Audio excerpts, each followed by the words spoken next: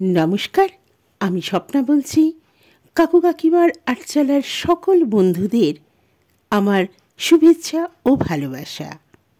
যে সকল শ্রোতারা এখনও আমার এই গল্পের চ্যানেলটি সাবস্ক্রাইব করেননি, তাড়াতাড়ি সাবস্ক্রাইব করে নিন।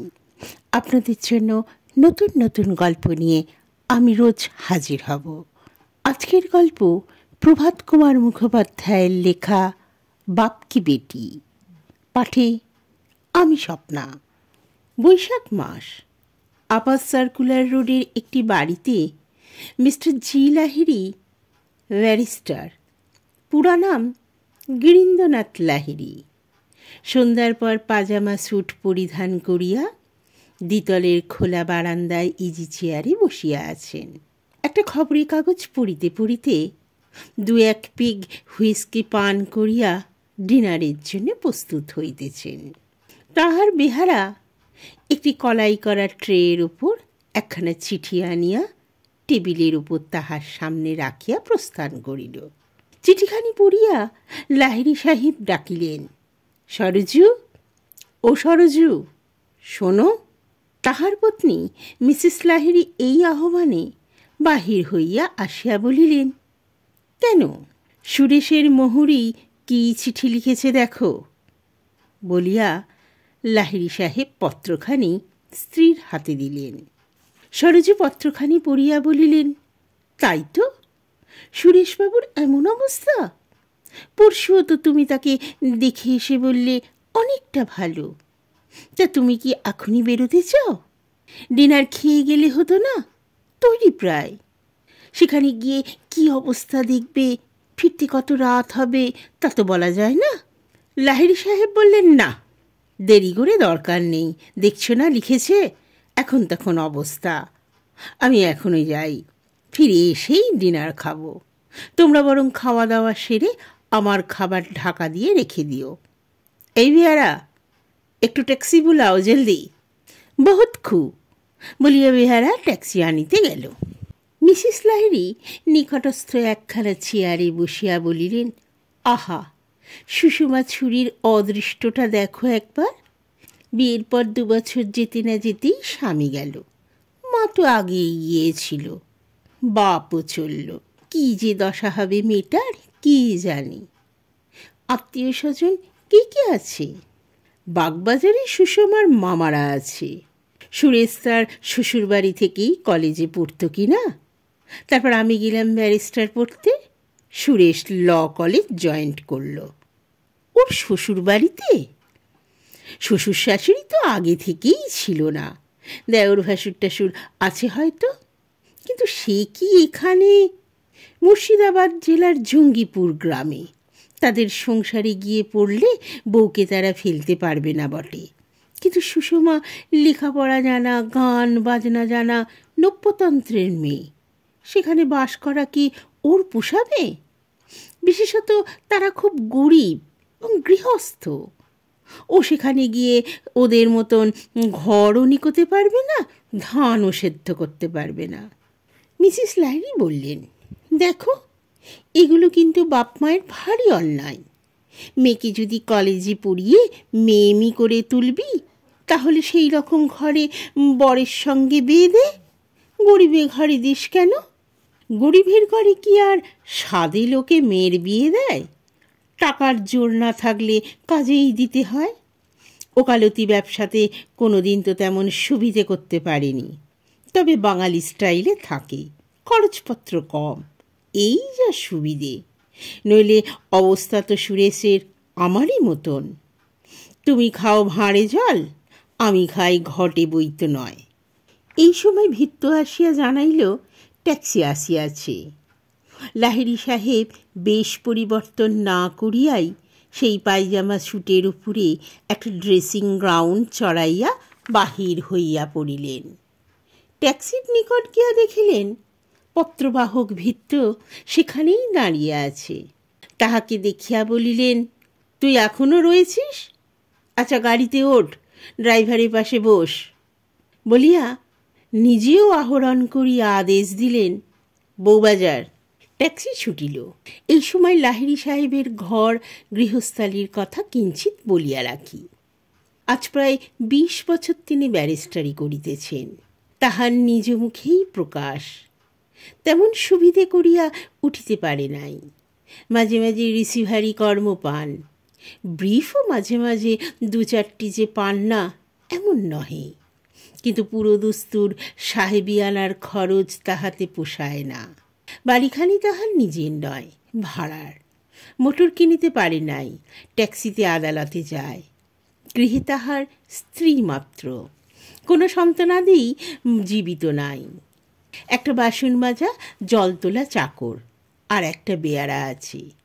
ঝিকে ঘাগড়া পরাইয়া তাহাকে আয়া বানাইয়াছেন। বাবুর্চি আছে, কিন্তু রাধে সে দিনের বেলায় ভাত, ডাল, ছেঁচকির কারি, মাছের ঝোল। বাঙালির খাদ্য সবই রাধে, তবে সেসব ব্যঞ্জনে পেঁয়াজ দেয়, মাছের ঝোলেও পর্যন্ত। রাতে লুচি ভাজে, বেগুন ভাজে, কোনোদিনও বা মাছের, কোনোদিনও বা পাঁঠার কালিয়া রাধে। ফাউল কারিও মাঝে মাঝে রাধে। সে সকল রান্না ডিশের ভেতর ভরিয়া টেবিলে আসে, ছুরি কাটা চামচের সাহায্যেই ভক্ষিত হয়। মৃত্যু পথযাত্রী বাল্যবন্ধু সুরেশও মাঝে মাঝে নিমন্ত্রিত হইয়া খাইয়া যাইতেন। সুরেশবাবু কুসংস্কার বর্জিত আধুনিক হিন্দু, তবে তিনি বারীন্দ্র শ্রেণীর ব্রাহ্মণ হইয়া রাঢ়ী শ্রেণীর কন্যাকে বিবাহ করিয়াছেন, অবশ্য হিন্দু মতেই। আজকাল তো অনেকেই বলিতেছেন ইহাতে জাতি যায় না, এবং না যাওয়াই তো উচিত। বউবাজারে বন্ধুগৃহে পৌঁছাইয়া লাহিড়ী সাহেব দেখিলেন সুরেশবাবুর দেহ যেন শয্যার সঙ্গে মিশিয়া রইয়াছে। কন্যা সুষমা পিতার পদতলে পাষাণ প্রতিমার মতন বসিয়া, শয্যা পাশে চেয়ারের উপর একজন ডাক্তার এবং 2 জন বন্ধু, উহারাও হাইকোর্টের উকিল, লাহিড়ী সাহেবেরও পরিচিত। কিয়ৎদূরে মাদুর পাতিয়া বসিয়া সুরেশবাবুর মোহরী পৌরবয়স্ক হরনাথ চক্রবর্তী। ভৃত্য তাড়াতাড়ি লাহিড়ী সাহেবের জন্য একখানি চেয়ার আনিয়া দিল। লাহিড়ী নিম্নস্বরে একজন উকিল বন্ধুকে জিজ্ঞাসা করিলেন, ঘুমোচ্ছেন? হ্যাঁ, একটু আগেও জিজ্ঞাসা করেছিলেন, লাহিড়ী এখনো এলো না? উইল করেছেন আপনাকেই, তার এক্সিকিউটিভও করেছেন। মুখে আপনাকে কিছু বলে যাবেন, সেই জন্যেই বড় ব্যস্ত হয়েছেন। ডাক্তার কি বলেছেন? আজ রাত কাটার আশা কম। নিদ্রিত বন্ধুর মুখ পানে কিয়ৎক্ষণ এক দৃষ্টে তাকাইয়া থাকিয়া একটু দীর্ঘ নিঃশ্বাস ফেলিয়া সজল নয়নে লাহিড়ী সাহেব উঠিলেন। ইঙ্গিতে সুষমাকে ডাকিয়া তাহাকে পাশের ঘরে লইয়া গেলেন। সোফার উপর নিজে পাশে সুষমাকে বসাইয়া স্নেহপূর্ণ স্বরে বলিলেন, মা, সব বুঝেছে তো? সুষমা এবার ফোঁপাইয়া কাঁদিয়া উঠিল, বলিল, কি হবে জ্যাঠামশাই? লাহিড়ী সাহেব সুষমার পিঠে হাত বুলাইতে বুলাইতে বলিলেন, কেঁদো না মা, চুপ করো। ঈশ্বর যা করেছেন তাই হবে। তোমার মামাদের খবর দেয়া হয়েছে? হ্যাঁ, বড় মামার কাছে মোহরী বাবুকে পাঠিয়েছিলাম। কবে? আজ বেলা 2টোর পর।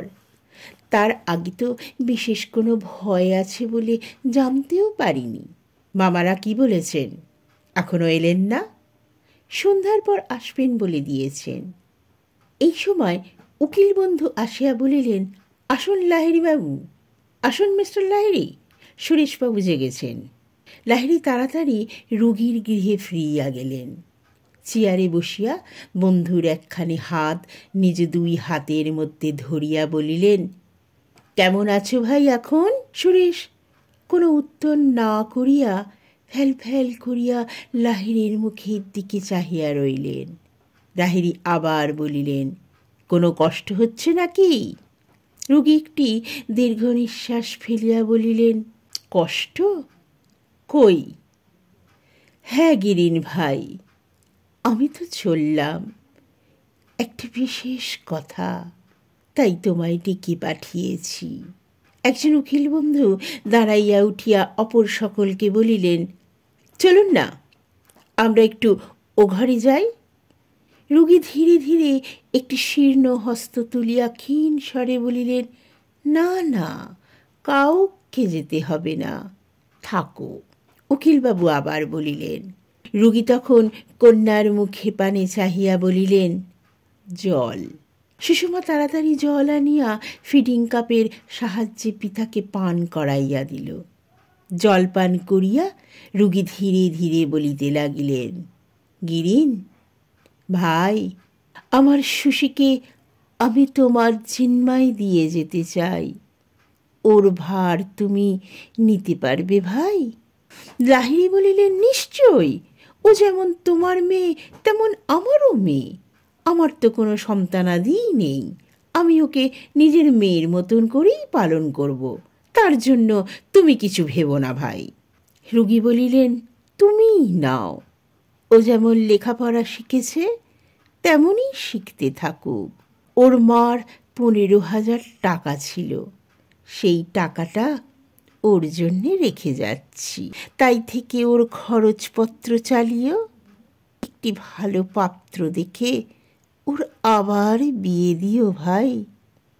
16 বছর বয়সে বিধবা হয়েছে, পুরো 2 বছরও স্বামীর ঘর করতে পায়নি, ওর জীবনে কোনো স্বাদ আহ্লাদিত মেটেনি, সেজন্য ওকে আমি তোমার হাতেই দিয়ে যেতে চাই। ওর মামারা বড়লোক হলেও গোড়া হিন্দু, তারা ওর বিয়ে দেবে না।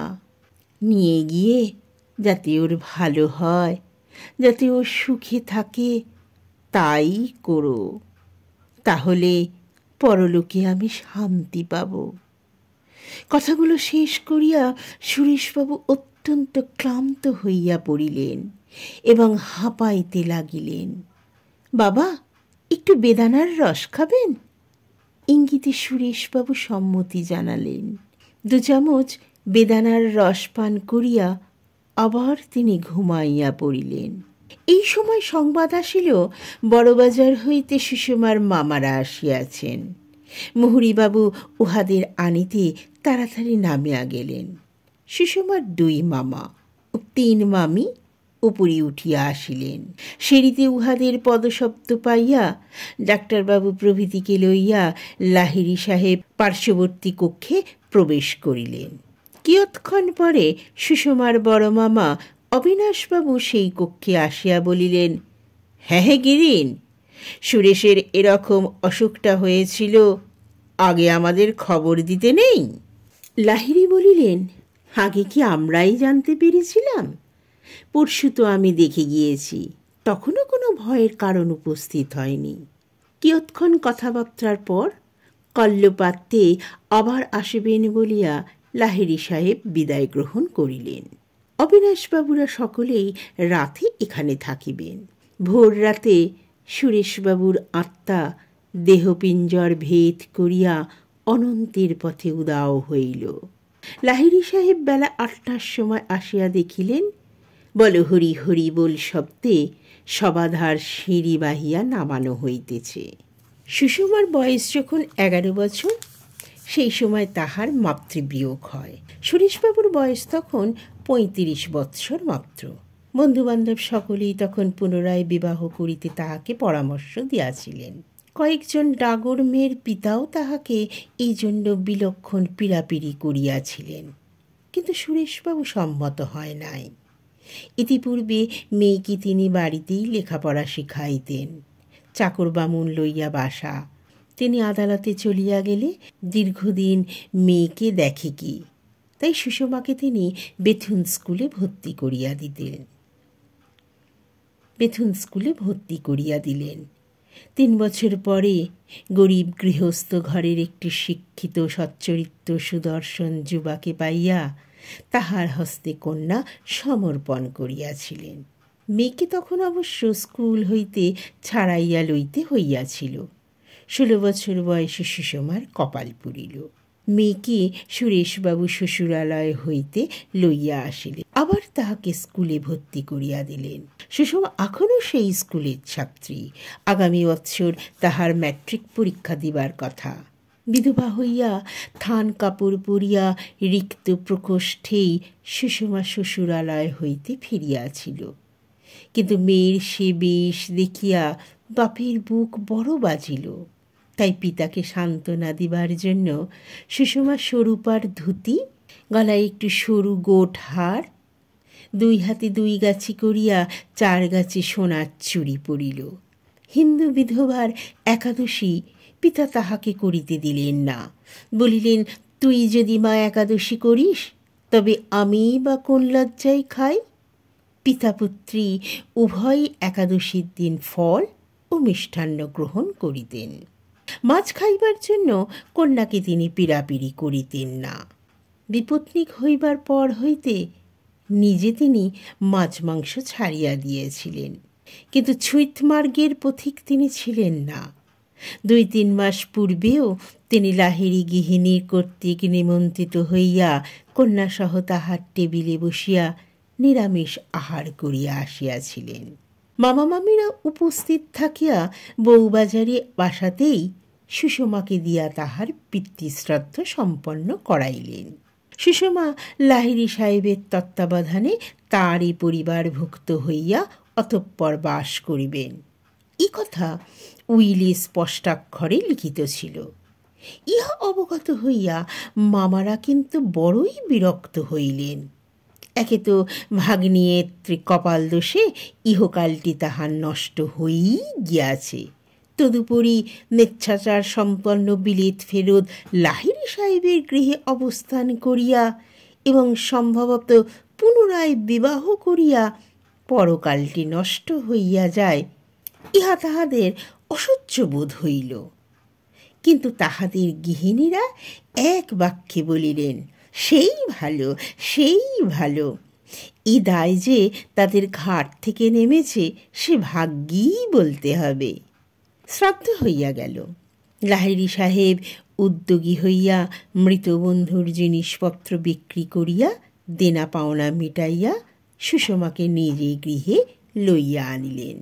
মিসেস লাহিড়ী স্নেহ ও সমাদরে তাকে বুকের মধ্যে গ্রহণ করিলেন। 1 বৎসর কাটিয়া গিয়াছে। সুষমা বেথিন স্কুলে পড়িতেছে, স্কুলের গাড়িতে যাতায়াত করে। তবে এখন পূজার ছুটি, সারাদিন সে বাড়িতেই থাকে।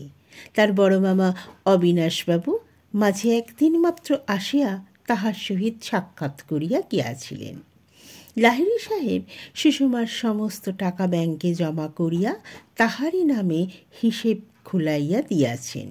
তবে চেক বহিখানি তিনি নিজের কাছে রাখেন। তাহার খরচপত্রের হিসাব প্রতি মাসে 1খানি করিয়া চেক তিনি তাহাকে দিয়া সহি করিয়া লন।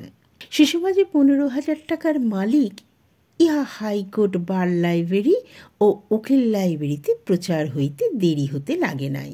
সুষমা পুনরায় বিবাহ দিবার জন্য যে তাহার পিতা মৃত্যুকালে কন্যাকে লাহিড়ী সাহেবের জিম্মা করিয়া দিয়া গিয়াছেন, তাহাও অনেকে শুনিয়াছে।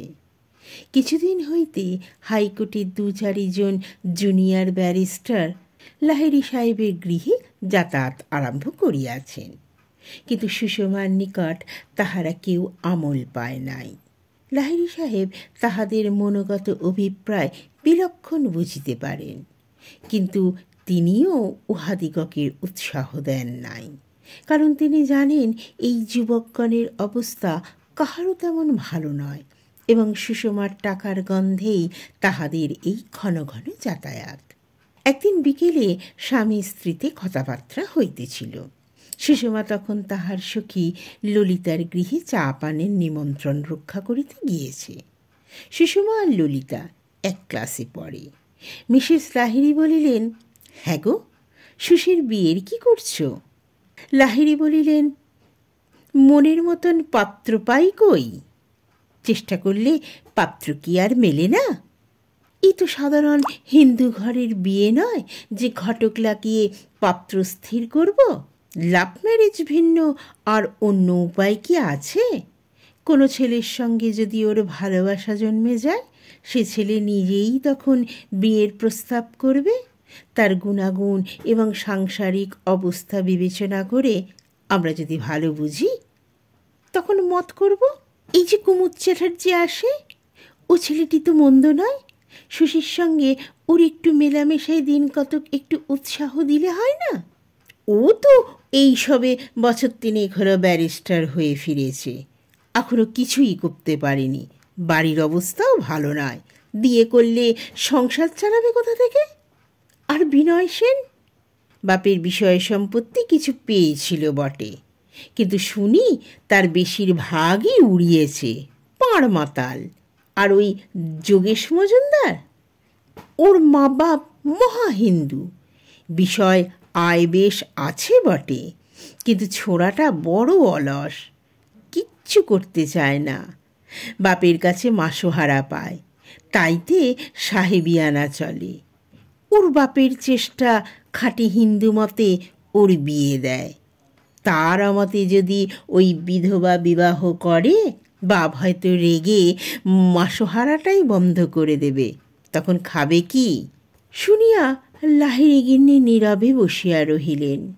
একটু পরে লাহিড়ী জিজ্ঞাসা করিলেন, দেখো, তেমন মনের মতন পাত্র একটি পাওয়াই যদি যায়, সুশি আবার বিয়ে করতে রাজি হবে তো?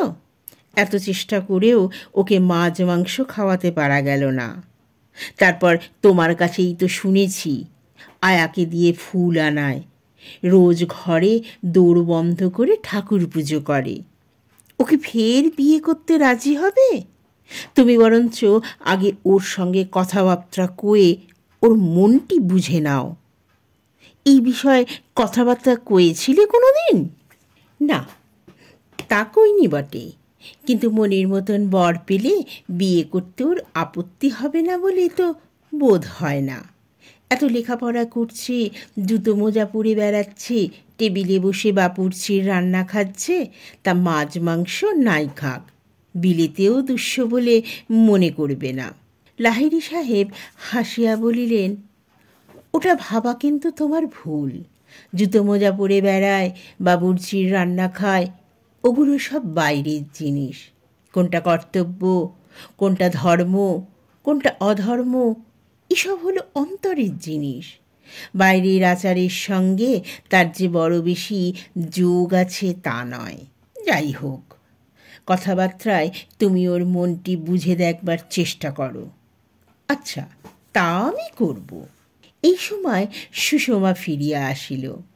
তাহার হাতে নীল ফিতায় বাঁধা সুন্দর একটি বাক্স। আসিয়া হাসিতে হাসিতে বলিল, জ্যাঠাইমা, তোমার জন্য আমি একটি গন্ধ এনেছি, বলিয়া বাক্সটি মিসেস লাহিড়ীর হাতে দিল। মিসেস লাহিড়ী উহা খুলিয়া বলিলেন, বাহ, শিশিটি কি সুন্দর! কোথায় কিনলি মা? আমরা যে মার্কেটে গিয়েছিলাম। তোরা কারা? কে কে গিয়েছিলি?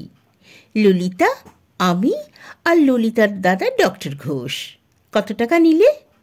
7 টাকা। গন্ধ অবশ্য কেমন হবে জানি নে, কিন্তু শিশিটি দেখে আমার ভারী পছন্দ হলো, কিনে ফেললাম। আমার সঙ্গে টাকা ছিল, দাম দিতে গেলাম, কিন্তু ডক্টর ঘোষ কিছুতেই আমায় দাম দিতে দিলেন না। মনে করলাম তাহলে ফিরিয়ে দিই, নেব না, কিন্তু হয়তো সেটা অভদ্রতা হবে, তাই অগত্যা নিতে হলো। আমাকেও এটা কিনে দিলে, ললিতাকেও ঠিক এই রকমই একটা কিনে দিলেন। আচ্ছা জ্যাঠামশাই, নিয়ে অন্যায় করেছি কি? লাহিড়ী সাহেব হাসিয়া বলিলেন, ফিরিয়ে দিলেই অসৌজন্য হতো বই কি। গৃহিণী বললেন, ওরাই তোকে নামিয়ে দিয়ে গেল বুঝি? হ্যাঁ। ওদের আনলিনে কেন? চাটা খেয়ে যেত। চা আমরা ওদের বাড়ি থেকেই খেয়ে বেরিয়েছিলাম। তবুও আমি বললাম, চলুন, উপরে চলুন, জ্যাঠাইমা জ্যাঠাইমশাইয়ের সঙ্গে দেখা করে যাবেন না? ডক্টর ঘোষ বললেন, তোমার জ্যাঠাইমা জ্যাঠামশাইকে আমার নমস্কার দিও, আমি আর একদিন এসে তাদের সঙ্গে দেখা করব। গৃহিণী বললেন, আমরাও এখনো চা খাইনি, যাও তোমা, আমাদের চা দিতে বলো, আর গন্ধটিও আমার ঘরে রেখে এসো। সুষমা চলিয়া গেলে মিসেস লাহিড়ী স্বামীর প্রতি কুটিল চাহনি হানিয়া হাসিতে হাসিতে বলিলেন, কি গো, হাওয়া কোন দিক থেকে বইছে, কিছু বুঝতে পারছ? লাহিড়ী সাহেব উত্তর করিলেন, কিচ্ছু নয়। ওই ঘোষ ছোকরা কিরকম ডাক্তার? পুরো নাম কি? সুশীর কাছে শুনেছি ওর নাম সরোজনাথ। সে বিলেত ফেরত ডাক্তার। বয়স কত? তা শুনিনি। অল্পক্ষণ পরে সুষমা ফিরিয়া আসিয়া উহাদের নিকট বসিল। লাহিড়ী সাহেব বলিলেন, হ্যাঁ সুশী, ললিতারা তোকে নেমন্তন্ন করে নিয়ে গিয়ে খাওয়ায়, জিনিস দেয়, তুই ওদের নেমন্তন্ন করিস না কেন? করব জ্যাঠামশাই, করা তো উচিত। করা উচিত নয় কি? তুমি কি বলো গো? বলিয়া তিনি পত্নীর পানে চাহিলেন। গৃহিণী বলিলেন, নিশ্চয়ই উচিত। স্থির হইল আগামী রবিবারে ললিতাদের ভাই বোনকে সুষমা নিমন্ত্রণ করিবে দিনের বেলায়। নিমন্ত্রণ আমন্ত্রণ চলতে লাগিল। উহারা দেখিলেন শরৎ ছেলেটি ভালো, তার বাবা মা জীবিত নাই। ওই বোন ললিতা আর একটি ছোট ভাইও আছে। লাহিড়ী সাহেব খবর লইয়া জানিলেন শরৎ যদিও ৩-৪ বৎসর মাত্র বিলেত হইতে ফিরিয়াছেন, তথাপি উহারই মধ্যে বেশ পসার করিয়া লইয়াছেন। ক্রমে ইহাও লক্ষ্য করিলেন সরোজের পক্ষে সুষমা একটা আকর্ষণের বস্তু। মাস ২ পরে একদিন সরোজ আসিয়া লাহিড়ী গিন্নির নিকট বলিলেন, আপনারা কি সুষমার আর বিবাহ দেবেন না? গৃহিণী বলিলেন, দেবারই তো ইচ্ছে। ওর বাবা ওই জন্যেই তো ওকে আমাদের কাছে দিয়ে গেছেন। নইলে ওর মামারা অবস্থাপন্ন লোক, সেখানেই তো ওর থাকবার কথা। কিন্তু তারা আবার গোড়া হিন্দু কিনা? এ কথা তুমি কেন জিজ্ঞেস করছো সরোজ? তোমার সন্ধানে কি কোনো ভালো পাত্র আছে? সরোজ বলিল, পাত্র একটি আছে, তবে ভালো কি মন্দ সেটা অবশ্য আপনাদের বিবাচ্য। কে বলো দেখি? সরোজ একটু সলজ্জ হাসি হাসিয়া বলিল, আমাকে কি আপনি সুষমার যোগ্য পাত্র মনে করবেন? গৃহিণী খুব বিস্মিত হইলেন। এইরূপ ভান করিয়া বলিয়া উঠিলেন, তুমি কি সুশীকে বিয়ে করবে? সে তো আমার পরম সৌভাগ্য। কিন্তু সুশীর মন কি তুমি বুঝেছ? না, চেষ্টাই আমি কখনো করিনি মিসেস লাহিড়ী, আপনাদের অনুমতি না পেলে। গৃহিণী বলিলেন, সে তো ঠিক। তুমি যেমন ভদ্র ছেলে, তার উপযুক্ত কাজই করেছ। আচ্ছা, উনি বাড়ি আসুক, ওকে জিজ্ঞেস করি। উনি যে রকম বলবেন তোমায় জানাবো। তাহলে দয়া করে আজকে মিস্টার লাহিড়ীর মনটা জেনে রাখবেন। কাল আবার এই সময় আসবো কি? মিসেস লাহিড়ী মনে মনে হাসিয়া ভাবিলেন, বাবাজির যে আর তর সইছে না দেখছি। প্রকাশ্যে বলিলেন, হ্যাঁ বেশ তো, আমি ওর সঙ্গে পরামর্শ করে রাখব। কাল আবার তুমি এসো। সরোজ আশান্বিত হৃদয়ে প্রস্থান করিল। রাতে গৃহিণী স্বামীর নিকট কথাটা পারিলেন। লাহিড়ী বলিলেন, সরোজ যে সুশীর দিকে খুব ঝুঁকেছে তা আগে থেকেই বোঝা যাচ্ছিল। গৃহিণী বলিলেন, সে তো বটেই। কেমন, তোমার কোনো অমত নেই তো? লাহিড়ী বললেন, ছেলেটি তো বেশ ভালো, ডাক্তারিতেই এর মধ্যে বেশ পসার করে নিয়েছে, সুশিক্ষিত, সচরিত্র। কিন্তু সুশী বেটি কি রাজি হবে? কেন রাজি হবে না? এর চেয়ে ভালো পাত্র আর কোথায় পাবে শুনি? ভালো মন্দর কথা আমি বলছি নে, আমার কিন্তু মনে হয় ও কেবল বাইরেটাই আধুনিক, কিন্তু ভেতরটা নিতান্ত সেকেলে। বিধবার আবার বিয়ে করা হয়তো মহাপাপ বলে মনে করে। তা যদি না হয় তবে ও মাছ মাংস ছাড়ত না, একাদশীতে ফলমূলও খেত না, আর লুকিয়ে ঠাকুর পুজোও করত না। বেশ তো, সরোজ চেষ্টাই করুক। হ্যাঁ, সরোজকে বলো সে আগে যেন বেশ করে ওর মন বুঝে রাখুক। শরৎ যেমন ওকে ভালোবেসেছে, সুশীও যদি সেই রকম ভালোবেসে থাকে তাহলে আর কথাই কি? তাহলে ওই কথাই সরোজকে বলি। হ্যাঁ বলো।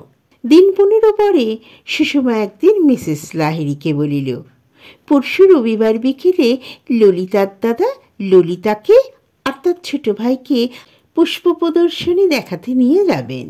ললিতা আমাকে জিজ্ঞেস করেছে, তুই যাবি ভাই? তাহলে তোকে আমরা তুলে নিয়ে যাই। আমি বলেছি আচ্ছা, জ্যাঠাইমাকে জিজ্ঞাসা করে কাল বলবো।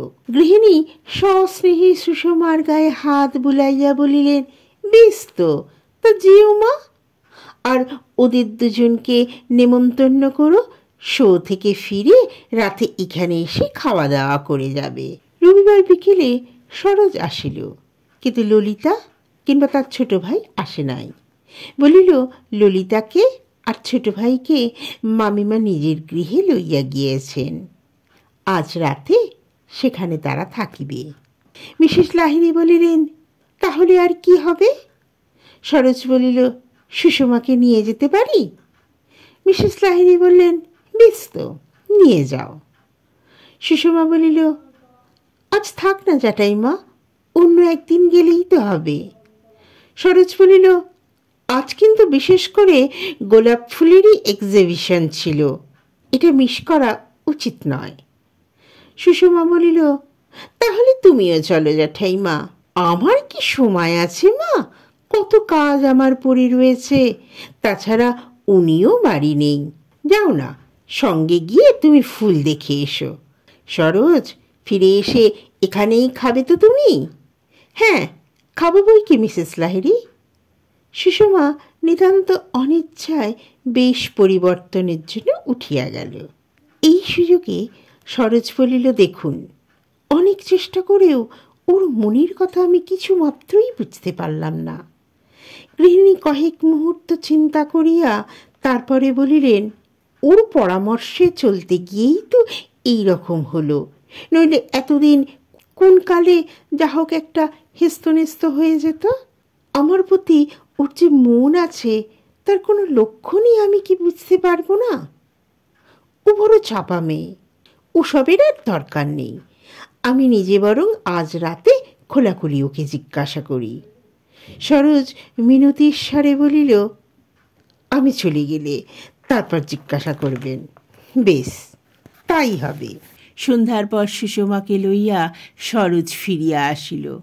সুষমার হস্তে গোলাপ ফুলের মস্ত বড় একটা সাজি, তাহাতে নানান আকার ও বর্ণের ফুল, ফার্ন, পাতা সহযোগে সজ্জিত। লাহিড়ী সাহেব ও তার গৃহিণী পর্যায়ক্রমে সাজিটি হাতে লইয়া পরীক্ষা ও আঘ্রাণ করিয়া উচ্চ প্রশংসা করিতে লাগিলেন। লাহিড়ী সাহেব বলিলেন, সরোজ, তুমি মুখ হাত পা ধোবে তো? হ্যাঁ, ধোব।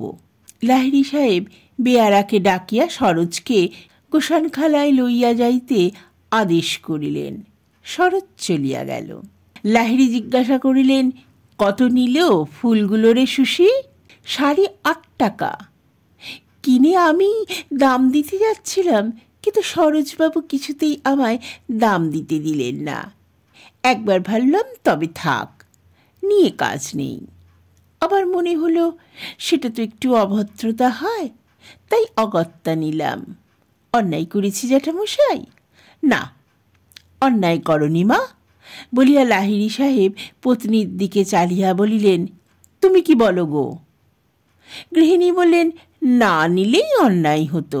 যাও মা, তুমি কাপড় চুপড় বল দাও গে, তারপর ফুলগুলো কয়েকটা ফুলদানিতে জল দিয়ে বেশ করে সাজিয়ে ফেলো। 15 মিনিট পরে সরোজ ড্রয়িং রুমে ফিরিয়া আসিল। আর কিছুক্ষণ পরে সুষমাও আসিল। তার হাতে 2টি গোলাপ, একটি জ্যাঠাইমার চুলে পরাইয়া দিল, একটি জ্যাঠামশায়ের কোটের বটন হোল করিয়া দিতে লাগিল। লাহিড়ী সাহেব হাসিতে হাসিতে বলিলেন, আমি বুড়ো মানুষ, আমার কি সাজে রে বেটি, সরোজের কোটে পরিয়ে দে। সুষমা কিন্তু শুনিল না। জ্যাঠামশায়ের কোটেই ফুলটি পিন দিয়ে আটকাইয়া দিল। লাহিড়ী সাহেব ইহা খুলিয়া হাসিতে হাসিতে সরোজের কোটে লাগাইয়া দিলেন। ইহা দেখিয়া গৃহিণী নিজের খোপার ফুলটি সুষমার চুলে গুঁজিয়া দিলেন। বাহ, এই কি বলি সুষমা আবার 2টি ফুল লইয়া আসিয়া জ্যাঠাইমশাই ও জ্যাঠাইমাকে অলঙ্কৃত করিল। আহারান্তে রাত্রির 10টার সময় সরোজ বিদায় গ্রহণ করিল। লাহিড়ী সাহেবও কাপড় চুপুর পরিবার জন্য নিজ শয়ন কক্ষে প্রবেশ করিলেন। শশী বলিল, আমিও তাইলে শুই গে জ্যাঠাইমা। হ্যাঁ মা, চল, আমিও তোর ঘরে যাচ্ছি, একটু কথা আছে।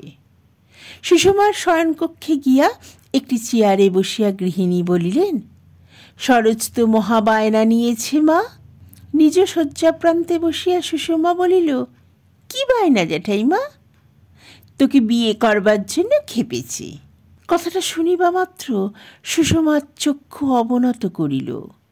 গৃহিণী দেখিলেন তাহার মুখে ক্রোধ ও বিরক্তির লক্ষণ ফুটিয়া উঠিতেছে। পরক্ষণে সুষমা বলিল, তাহলে তিনি খেপার মতন কাজই করেছে জ্যাঠাইমা। কেন? কারণ বিয়ে তো আমি করব না। কেন করবে না বাছা? তোমার এই কাঁচা বয়স, ভালো ঘর বর পেলে বিয়ে তো করাই উচিত। কেন, সরোজকে কি তোমার পছন্দ হয় না? বিদ্বান, সচ্চরিত্র, দেখতেও ভালো, নিজে যথেষ্ট টাকা উপার্জন করছে। এর চেয়ে ভালো পাত্র কোথায় পাওয়া যাবে মা? সুষমা বলিল, সে কথা নয় জ্যাঠাইমা, কিন্তু আমি যে বিধবা। কেন? বিধবা বিবাহ কি তুমি তবে ন্যায়সঙ্গত ধর্মসম্মত বলে মনে করো না? লেখাপড়া লেখার ফল কি হলো তবে? সকল বিধবার পক্ষে আবার বিধবা অধর্ম বা অন্যায় বলে আমিও মনে করি না জ্যাঠাইমা। তবে কেন তুমি বিয়ে করতে চাও না বাছা? সুষমার মুখে আসিল, কারণ আমি আমার স্বামীকে ভালোবাসি, আর যতদিন বেঁচে থাকব বাসব। কিন্তু এই কথা বলিতে তাহার লজ্জা করিল। কয়েক মুহূর্ত ভাবিয়া লইয়া সে বলিল, আপনি তো জানেন জ্যাঠাইমা, আমার মা যখন চলে গেলেন, কত লোক তো বাবাকে ফের বিয়ে করার জন্যে বলেছিলেন। বাবার তখন মাত্র 35 বছর বয়স। পুরুষ মানুষের পক্ষে সেটা পূর্ণ যৌবনকাল। কিন্তু বাবা তো বিয়ে করেননি। বাবার ঘরে মার যে অয়েল পেন্টিং ছবিটা টাঙানো থাকতো, বাবা রোজ রাতে শুতে যাওয়ার আগে মার সেই ছবিখানিতে ফুল দিয়ে সাজাতেন। ব্যারাম হবার পরেও কয়েকদিন তার অন্যথা হয়নি। বাবা যদি আবার বিয়ে করতেন, তাহলে কেউ তো তাকে বলতে পারত না যে তিনি অন্যায় বা অধর্ম করেছেন। লাহিড়ী গিন্নি অবাক হইয়া কিছুক্ষণ সুষমার মুখের পানে চাহিয়া রইলেন। তাহার কথাগুলির তাৎপর্য মনে মনে চিন্তা করিতে লাগিলেন। তারপর বলিলেন, তোমার বাবা তোমার মাকে নিয়ে কত বছর ঘরকন্যা করেছিলেন, কিন্তু তুমি তো বাচ্চা তোমার স্বামীর সঙ্গে পুরো 2 বছরও পাওনি। সুষমা নীরবে নত মুখে বসিয়া রহিলেন, কোনো উত্তর করিল না। গৃহিণী আরও কিয়ৎক্ষণ নীরবে বসিয়া চিন্তা করিলেন। সুষমার প্রতি তার মন শ্রদ্ধায় পূর্ণ হইয়া উঠিল। বলিলেন, তোমার বাবা তোমার মাকে বড় ভালোবাসতেন, তা আমরা জানতাম। তোমার মার মৃত্যুর পর কিছুদিন অবধি তিনি পাগলের মতন হয়ে গিয়েছিলেন। আচ্ছা, একটা কথা আজ তোমায় জিজ্ঞাসা করি। তুমি রোজ আয়াকে দিয়ে ফুল আনাও। আমরা মনে করতাম লুকিয়ে লুকিয়ে তুমি ঠাকুর পুজো করে হিন্দুয়ানি বজায় রাখো। তুমিও কি তোমার বাবার মতন? সুষমা ধীরে ধীরে বলল, আমার স্বামীর একখানি ফটোগ্রাফ আমার কাছে আছে। গৃহিণী আরও কিয়ৎক্ষণ নীরবে বসিয়া রহিলেন। তারপরে বলিলেন, আচ্ছা মা, রাত হলো, শো এখন। এই বিষয়ে আর কখনো আমি তোমায় অনুরোধ করব না। তুমি আমার উপর রাগ করো না মা। না জ্যাঠাইমা, রাগ করব কেন? আপনি তো ভালো ভেবেই বলেছেন। আপনি আমার অপরাধ নেবেন না জ্যাঠাইমা, বলিয়া সুষমা গলায় আঁচল দিয়া ভূমিষ্ঠ হইয়া তাহাকে প্রণাম করিল। জ্যাঠাইমা চলে গেলে সুষমা দ্বারের খিল বন্ধ করিয়া যে দেরাজে তার স্বামীর ছবি থাকিত সেটা খুলিল। ছবিখানির চারিদিকে আদ্যপ্রান্ত তাজা গোলাপ ফুলগুলি তুলিয়া লইয়া সুষমা জানলা গলাইয়া ফেলিয়া দিল। বস্ত্রাঞ্চলে ছবিখানি বেশ করিয়া মুছিয়া উহার মাথায় ঠেকিয়া বলিতে লাগিল, তুমি আমায় ক্ষমা করো, ক্ষমা করো। আমি তো জানতাম না যে ও ফুলের সঙ্গে অলক্ষ্যে একজনের বাসনার কালি মাখানো আছে।